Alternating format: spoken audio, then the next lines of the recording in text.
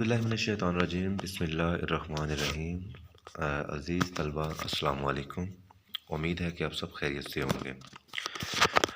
Students, आज का जो हमारा टॉपिक है वो डिफ़ॉरेस्टेशन के हवाले से है कि डिफ़ॉरेस्टेशन क्या होता है, इसके अफ़ेक्ट्स क्या होते हैं, इसके काजेज़ क्या होते हैं।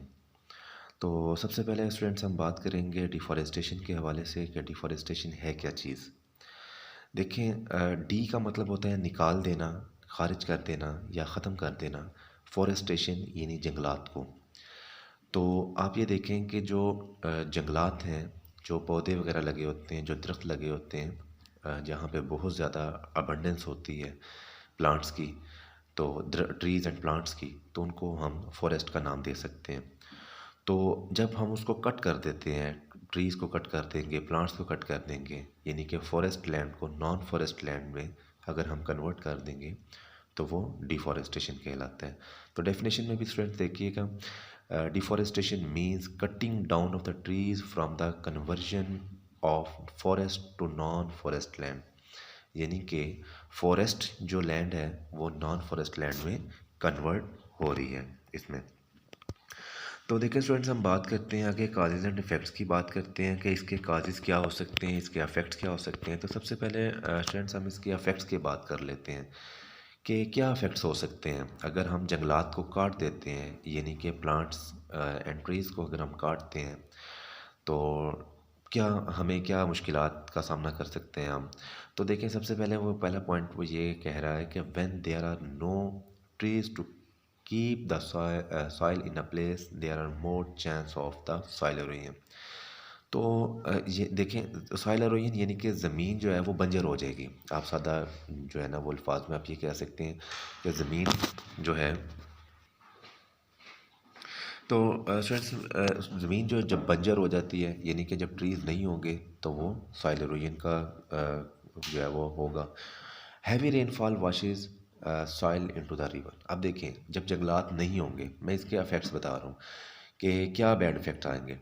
देखिए, जब जंगलात नहीं होंगे, जब बारिश होगी, तो जितने भी एसेंशियल न्यूट्रिएंट्स हैं जो प्लांट्स को चाहिए, वो क्या होंगे, वो वॉश आउट हो जाएंगे, और वॉश आउट होके वो दरियाओं में चले जाएंगे, ठीक है, समुद्रों में चले जाएंगे, नदी नालों में चले जाएंगे। तो फिर इस तरह प्लांट्स की ग्रो नहीं हो पाएगी। फिर essential nutrients are washed out of the soil, ये भी मैंने आपको बताया अभी। और नेक्स्ट पॉइंट है, river become choked up with mud and silt which can cause the flood. देखें फ्रेंड्स, यहाँ पे जो रिवर है, यानी जो दरिया हैं, वो गारे से भर जाएंगे। मड एंड सिल्ट यानी कि मिट्टी और गारा जो होता है उससे भर जाएंगे ये। तो क्या होगा, तो जब जैसे ही ये पानी के साथ मिट्टी और गारा जो है वो दरियाओं में जाएगा, तो दरिया का जो पानी का जो लेवल है वो ऊपर हो जाएगा, क्योंकि नीचे गारा आ जाएगा, यानी मिट्टी आ जाएगी, और फिर जो है वो वाटर जो कैपेसिटी है उसकी स्टोरेज की वो भी कम हो जाएगी। फिर क्या होगा, वो फ्लड आ जाएगा, फिर बाहर की तरफ आ जाएगा। फिर देखिए नेक्स्ट पॉइंट पे वो ये कह रहे हैं, the silted water get stored in dams and it reduce their water storage capacity. तो मैंने अभी आपको यही बताया कि जैसे ही ये सिल्ट और मड वगैरह आ जाएंगे, तो उसमें जो वाटर कैपेसिटी है, वाटर होल्डिंग कैपेसिटी जो, यानी कि जितनी उसकी कैरिंग कैपेसिटी होगी वो कम हो जाएगी, फिर पानी बाहर आ जाएगा, वो फ्लड बन जाएगा। फिर देखिए students, deforestation also contribute decrease the transpiration which lessons cloud formation. देखें, डिफॉरेस्टेशन यानी कि जब जंगलात नहीं रहेंगे, यानी पौधे और दरख्त जो हैं वो नहीं रहेंगे, तो क्या होगा, ट्रांसपरेशन कम हो जाएगी। Definitely transpiration only depend upon plants. तो प्लांट्स जब नहीं होंगे तो फिर ये हमारे पास ट्रांसपरेशन नहीं हो पाएगी, और जब ट्रांसपरेशन नहीं हो पाएगी तो हमारे पास क्लाउड जो है वो नहीं बनेंगे, बादल नहीं बनेंगे। तो फिर अल्टीमेटली क्या होगा इफेक्ट इसका, this ultimately reduce the source of rain. तो फिर जो रेन है वो कम हो जाएगी, बारिशें कम हो जाएंगी। अब देखिए स्टूडेंट्स, यहाँ पे हम इसके देखते हैं काजेज़ क्या हैं, क्यों हम जंगलात को काट रहे हैं। The utilization of the forest product including the timber and fuel food. देखें, टिम्बर कहते हैं इमारती लकड़ी को, इमारती लकड़ी के लिए, ठीक है, और लकड़ी हासिल करने के लिए, लकड़ी को जलाने के लिए, ठीक है, और बहुत सी ह्यूमन जो एक्टिविटीज़ हैं उनके लिए लकड़ी इस्तेमाल की जाती है, जिसकी वजह से हमें जंगलात को काटना पड़ता है। Today developed countries continue to utilize the timber for building houses and wood pulp for making paper.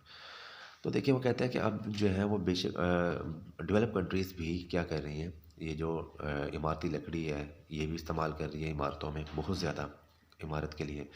और वुड पल्प जो है यानी कि पेपर बनाने के लिए भी लकड़ी का बहुत ज़्यादा इस्तेमाल किया जा रहा है। Forest extract carbon dioxide and pollutant from their air.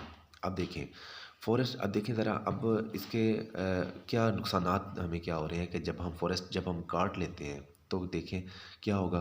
Carbon dioxide जो होती है एयर के अंदर, तो वो जो फॉरेस्ट जो है वो ख़त्म कर देते हैं। जब फॉरेस्ट ही नहीं रहेंगे तो कार्बन डाइऑक्साइड ख़त्म कौन करेगा।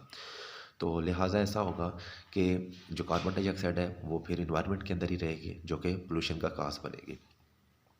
These important aspects of the forest are harmed due to the deforestation. In Pakistan too, deforestation is a great threat to biodiversity. तो पाकिस्तान के अंदर भी जो डिफॉरेस्टेशन है बहुत बड़ी एक थ्रेट शो हो रही है।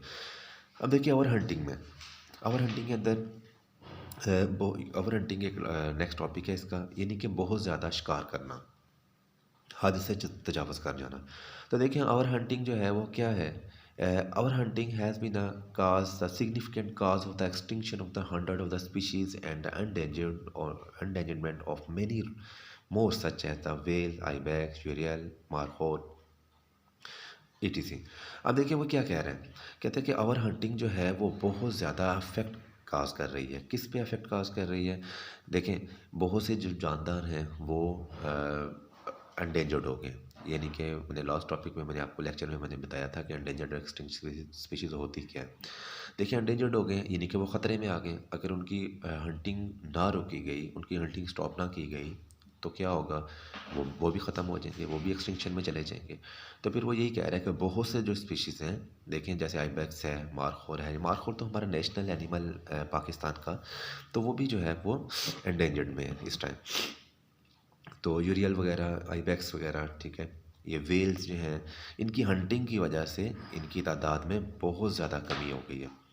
तो देखिए वो कहता है कि commercial hunting both legal and illegal is the principal threat. बेशक लीगल हंटिंग है या इलीगल हंटिंग है, दोनों जो है वो एक थ्रेट है बायोडाइवर्सिटी के लिए।